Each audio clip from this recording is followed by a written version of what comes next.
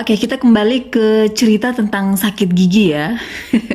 Pada kesempatan ini, eh, saya juga pengen menceritakan kepada teman-teman semua, karena memang beberapa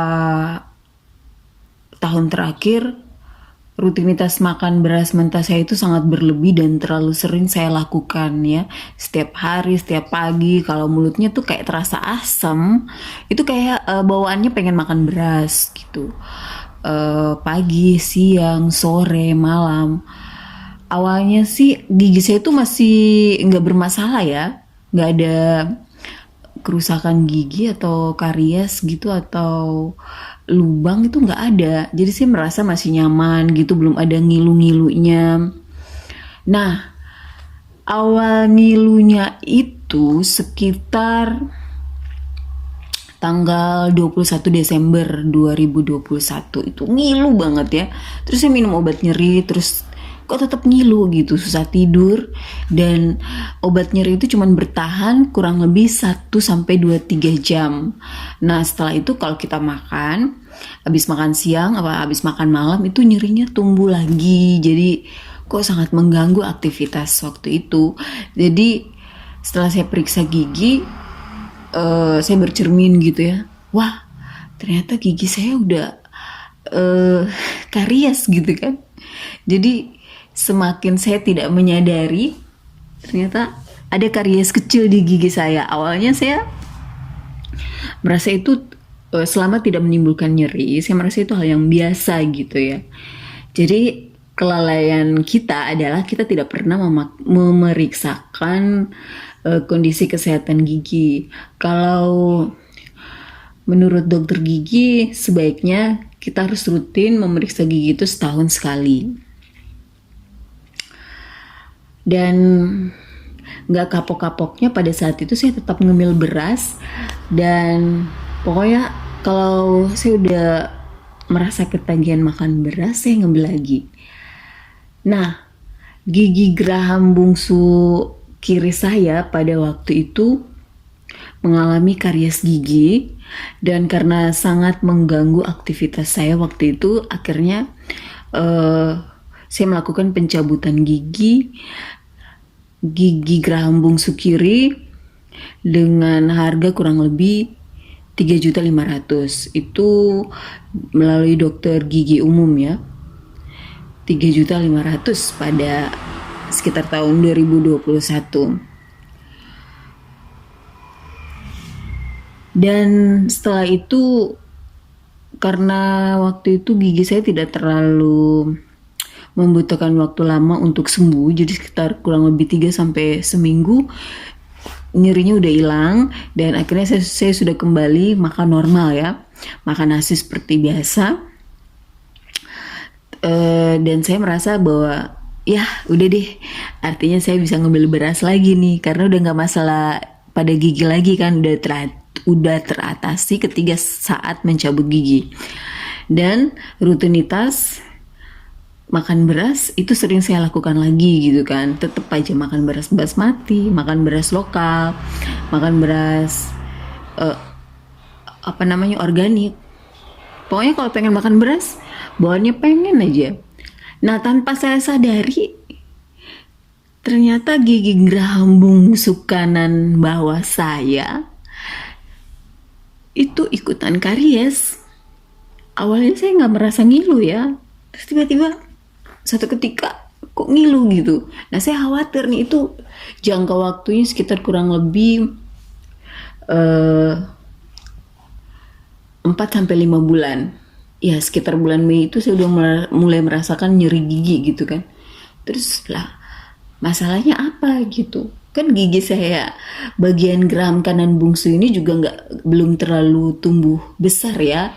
Masih ukurannya sedang gitu kan, dia dalam proses pertumbuhan gigi bungsu. Kok nyeri gitu. Nah, akhirnya saya minum obat nyeri. Saya minum obat nyeri, anti nyeri, dan keadaannya sama gitu, tetap nyeri juga. Obat nyerinya cuma bertahan sekitar beberapa jam, terus nyeri lagi. Terus saya langsung berpikir bahwa jangan sampai kondisinya sama kayak gigi bungsu saya waktu itu. Gigi geram bungsu kiri bagian bawah saya waktu itu yang sempat karies, jangan-jangan seperti itu kondisinya. Akhirnya saya periksa lagi ke dokter gigi gitu. Terus kata dokter gigi, oh gigi ini mengalami karies gitu.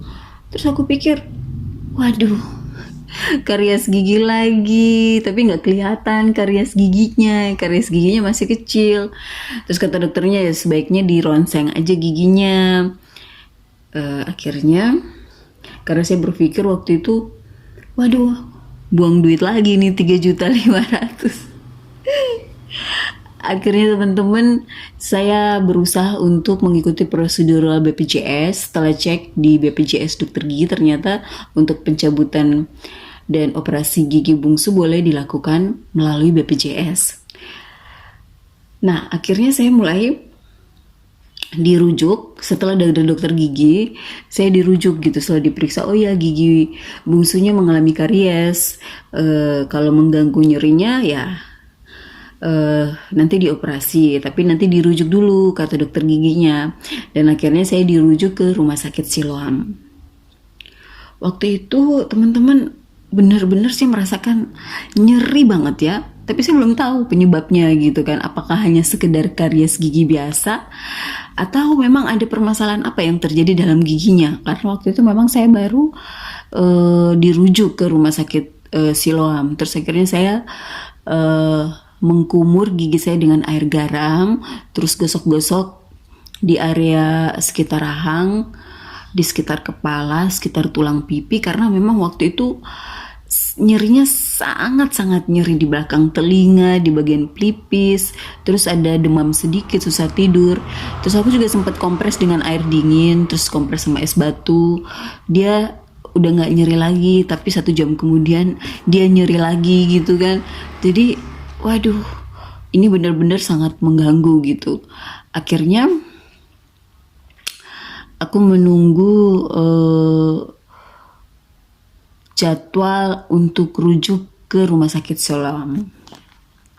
Nah teman-teman, dan sekitar tanggal 17 Juli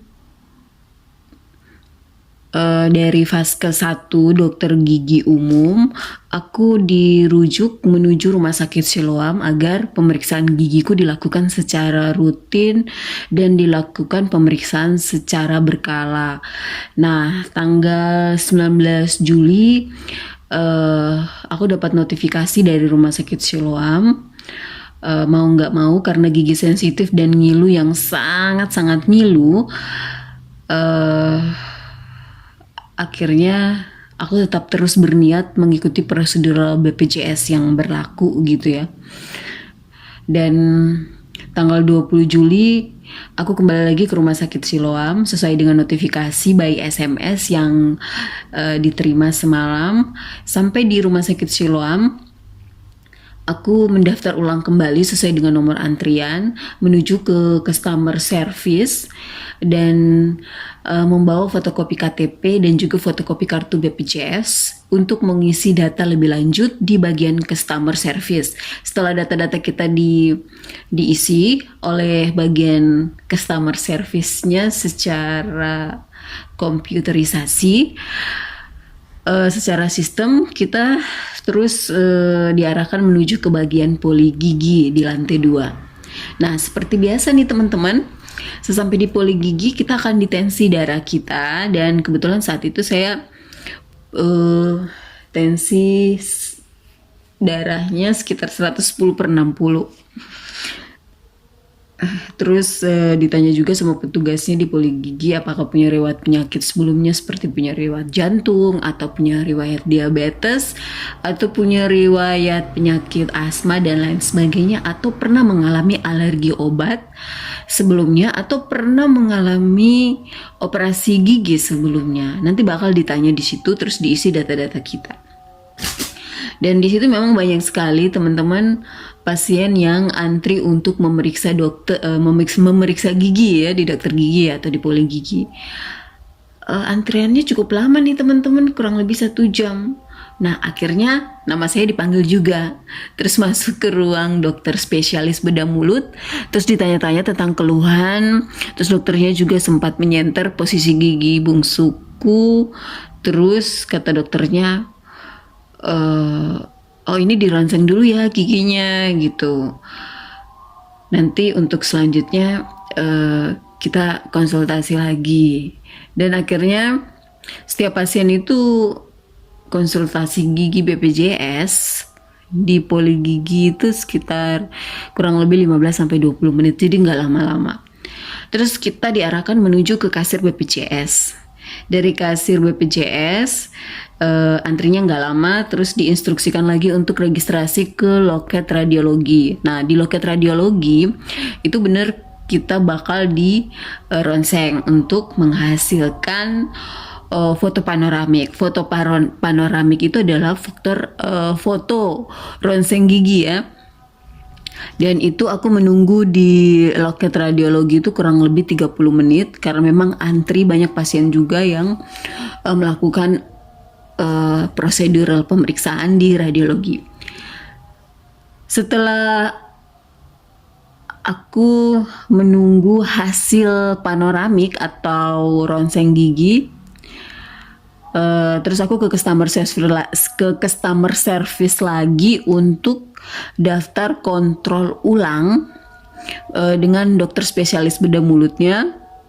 Dan tahu nggak teman-teman, aku disuruh kontrol lagi sekitar tanggal 3 Agustus 2022.